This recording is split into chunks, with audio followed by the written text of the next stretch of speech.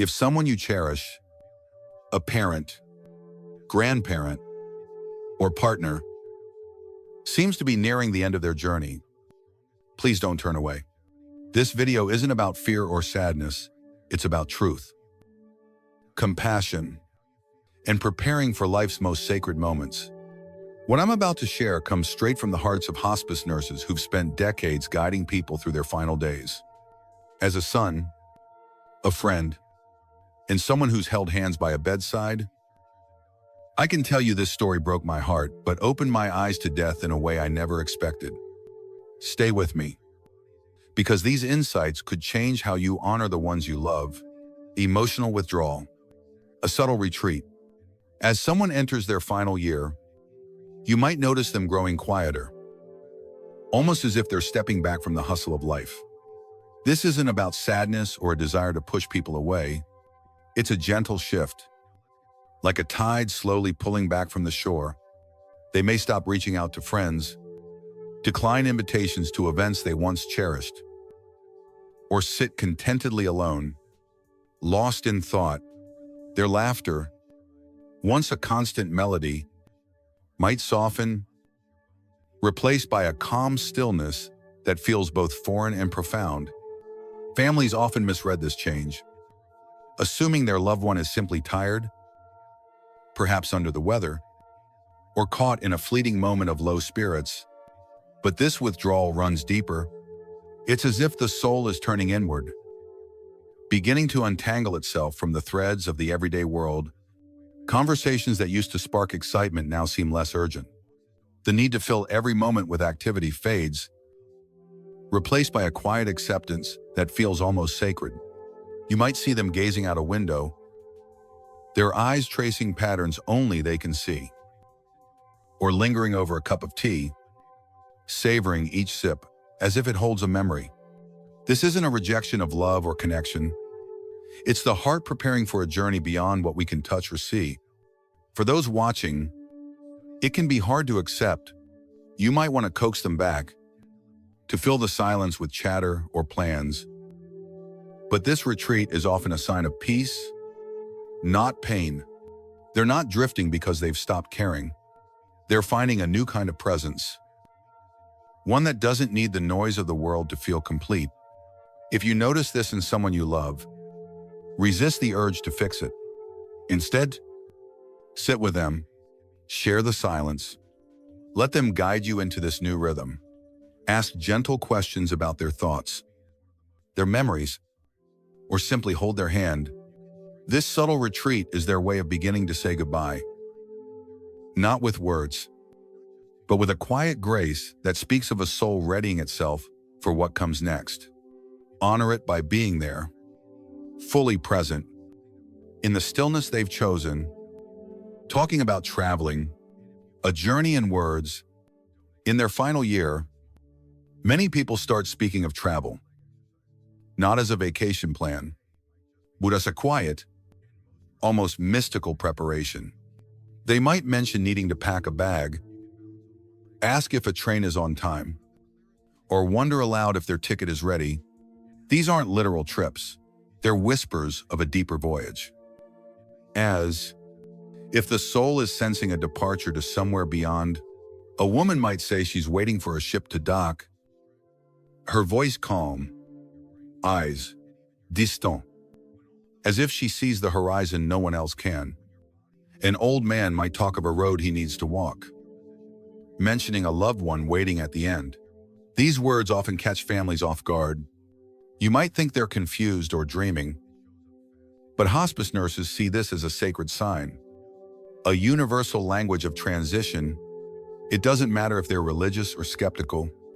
This imagery of movement, a journey across an unseen border, emerged unprompted, like a memory from the spirit itself. One patient, a farmer who rarely left his town, kept asking if the horses were ready for the long ride. Another, a teacher, spoke of a boat coming to carry her to a place she felt she knew. These aren't random thoughts. They're the heart expressing readiness, not for sleep, but for a crossing. Families sometimes worry, thinking these words signal fear, but often they bring peace. The speaker seems comforted, as if they're already glimpsing the path ahead. If you hear this from someone you love, don't dismiss it as nonsense. Listen closely. Ask what they see, who they're meeting, or where they feel they're going. Their answers might reveal a truth they're only beginning to understand. Sit with them. Let their words paint the scene. Share in the mystery. This talk of travel is their soul rehearsing its next step. A gentle way of saying they're preparing to leave, not with dread, but with a quiet trust in what lies beyond. Be present for it. Hold space for their journey. Your listening ear might be the bridge that helps them feel safe as they speak of a destination only they can see. Giving things away, passing on treasures. As someone nears their final year, they often begin handing out keepsakes, not to clear clutter, but to share pieces of their life story. It might be a faded photograph, a worn book, or a simple ring given with a quiet, purposeful look. These aren't random acts, they're deliberate. As if the heart knows time is short and wants to leave a mark. A grandmother might press a locket into her daughter's hand, whispering, "This was my mother's. Keep it close." A father might give his son a scratch pocket knife, saying, "I carried this every day. Now it's yours." These gifts carry weight beyond their appearance, holding memories, lessons, or love that words alone can't express. Families might see this as practical, tidying, but it's far more a soulful act of legacy. Each item is a thread connecting past to present, a way to say, "Remember me, not just as I am now, but as I was." One woman gave her niece a recipe card, yellowed and stained, saying, "Make this pie like I did. It brought us together." Another man handed his friend a fishing lure, chuckling, "We had good days by the lake. Keep casting." These moments aren't about the object's value, but the meaning woven into them. If you receive such a gift, don't brush it off. Ask why it matters, what story it tells. You might learn something new about the person you thought you knew so well. This giving is their way of preparing to leave, ensuring their love endures in tangible form. It can be hard to accept, stirring a pang of realization that time is slipping, yet it's also a gift to you, a chance to hold a piece of their heart. Sit with them, listen to the tales behind each item. Let their generosity guide you to gratitude. They're not just giving things away, they're entrusting you with their essence, asking you to carry it forward.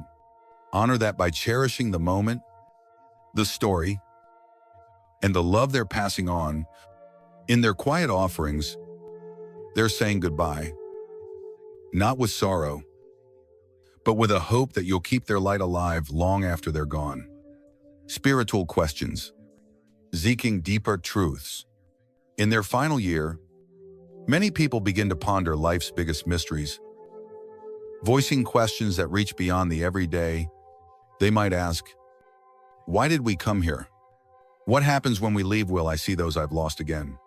These musings often arise unexpectedly, even from those who never dwelled on faith or the unknown before. It's not about fear or doubt. It's a gentle curiosity, a yearning to understand the soul's place in the universe. A man who spent his life focused on facts might gaze at the night sky and murmur, "Is there someone out there waiting for me?" A woman who rarely spoke of beliefs might wonder aloud, "Did I live the way I was meant to?" These questions mark a shift, as if the heart is peeling back layers to touch something eternal. Families might find this surprising, mistaking it for confusion or unease. But it's often a sign of peace, a quiet exploration of what lies ahead. One patient, a lifelong skeptic, began asking his daughter, "Do you think there's a reason for everything?" Another, a retired nurse, whispered to her son, "I feel like I'm about to learn something big." These moments reveal a soul preparing not for an end, but for a new beginning. If someone you love starts asking such questions, don't rush to answer or dismiss their thoughts. Listen deeply. Share their wonder. Ask what they feel or hope for. Their words might carry a truth they're only now discovering. This searching isn't about finding all the answers. It's about making peace with the mystery. Be present. Let their reflections unfold. Honor the sacredness of their quest. You might find yourself reflecting too, touched by the depth of their courage to face the unknown. These spiritual questions are a bridge between the life they've lived and the one they're approaching, a way of saying they're ready to embrace what's next. Not with dread, but with a quiet awe. By sitting with them, you share in their journey, holding space for a truth that transcends words and binds you closer in love. Seeing loved ones, glimpses of the departed. In their final year, many people begin to sense the presence of loved ones who have passed. Seeing or speaking to them in ways that feel vivid and real, they might smile at an empty chair, whisper a name from long ago, or describe someone standing nearby, invisible to others. This isn't confusion or a trick of the mind. It's a profound moment. As if the veil between worlds grows thin, a woman might turn to her daughter and say, "Your grandfather was here last night. He's still so kind." An old man might chuckle, telling his son, "My sister came by. She hasn't aged a day." These visions often bring comfort, a serene glow in their eyes that speaks of reunion rather than loss. Families might feel uneasy, wondering if it's a sign of decline. But hospice nurses see it as a gift, a gentle reassurance that the journey ahead won't be walked alone.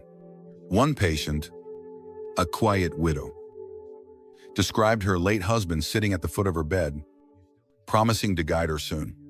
Another, a father, called out to a child he'd lost decades before, his voice soft with joy, as if they were together again. These encounters, whether in dreams or waking moments, carry a weight of love that transcends time. If someone you care about shares such a vision, don't question or correct them. Ask who they saw, what they said, and how it felt.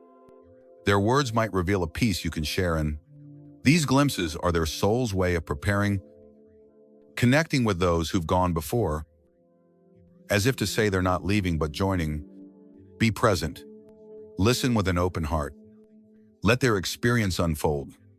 You might feel a chill or a warmth, sensing the sacredness of the moment. This phenomenon isn't about proof or logic. It's about the heart recognizing what the eyes can't see. By honoring their visions, you honor their journey, standing with them as they bridge the gap between this life and the next. These visits from loved ones are a quiet promise that love endures, guiding them toward a destination where they'll never be alone. The rally, a final spark. In their last year, some people experience a sudden burst of vitality, a moment where they seem to reclaim the energy of their healthier days. This phenomenon, known as the rally, can be both beautiful and bewildering. Someone who has been frail, sleeping most hours, or barely speaking, might wake up with a bright smile, eager to chat, eat a favorite dish, or even laugh over old memories. They might ask to call a friend, share a story, or sit up to watch the sunset, their voice carrying a warmth that feels like a gift. Families often light up, hoping this surge signals recovery, a turning point toward healing. But more often, it's a fleeting flare, a last vibrant bloom before the end. One woman, bedbound for weeks, suddenly asked for her garden tools, insisting she needed to plant one more flower. She spoke with her children about summer days, her eyes dancing. Then passed quietly soon after. Another man, silent for months, sang a song from his youth, his hands tapping the rhythm. Before slipping away that night, this rally isn't universal. But when it happens, it's unforgettable. It might last hours or a day, filled with clarity and joy that feels like a miracle. Some believe it's the body's final push. Others, the soul taking one last look at the world it loves. If you witness this in someone dear, embrace it fully. Join them in their laughter. Savor their stories. Let their energy fill the room. Don't cling to false hope, but don't mourn too soon either. Ask what they want to do, who they want to see, or what they're feeling. Their answers might carry a truth that lingers long after. This moment is their heart's way of saying farewell, not in weakness, but in strength, leaving you with a memory of their spirit at its brightest. Be present, soak in their light. Let this final spark remind you of their love. The rally is a tender gift, a chance to see them shine once more, ensuring you remember not their frailty, but their joy, their essence, their life, as they prepare to move beyond guidance section. Embracing the moment, when you notice signs that a loved one may be in their final year, like withdrawing, sharing keepsakes, or speaking of unseen visitors, it can stir a mix of emotions. You might wonder how to respond, whether to name the changes or stay silent. The answer lies in presence, not perfection. Don't search for flawless words or try to fill the quiet with distractions. Instead, be there, fully, with an open heart. Sit close, hold their hand, let their pace guide you. If they're quiet, share the silence. If they speak, listen deeply. One hospice nurse shared a truth that resonates. The most meaningful goodbyes happen when you speak from the soul. Tell them what they've meant to you, the lessons they've taught, the moments you'll carry forever. A son once sat by his mother's bedside, strained by years of distance, and said, "You showed me how to be strong. I'll always love you." Her faint smile was a bridge mended in that moment. These words don't need to be grand, just honest. If they're giving you a cherished item, ask its story. If they talk of a journey, explore where they feel they're going. This isn't about fixing what's ending, but freeing what's eternal. Their love, their legacy. Don't let fear of saying the wrong thing keep you from saying anything. A daughter whispered to her father, "I'm sorry we fought. I know you love me." And his gentle nod brought peace to them both. These exchanges heal, not just for them, but for you, easing the weight of regret. Be brave enough to say what's in your heart, even if your voice shakes. If they shine with sudden energy, join in their joy, knowing it's a precious gift. By being present, you honor their journey, letting them feel seen and loved as they prepare to go. This time is sacred, a chance to weave closure with grace. Don't wait, thinking there's time later. The moment is now. Speak your truth. Listen to theirs. Let love be the last thing you share. In doing so, you create a goodbye that's not about loss, but about a bond that endures beyond the final breath. As we wrap up, let's carry forward the heartfelt lessons from hospice nurses. Each farewell nudges us to embrace life more deeply.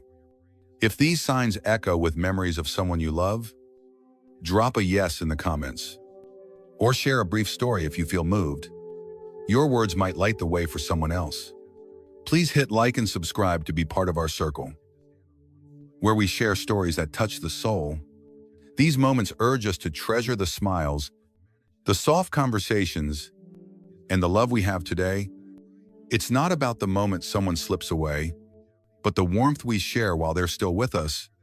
Thank you for joining me, for opening your heart, and for honoring those who've left or are gently preparing to go. This journey teaches us that love, woven through every shared glance and word, is what endures. Let's keep loving fiercely, right here, right now.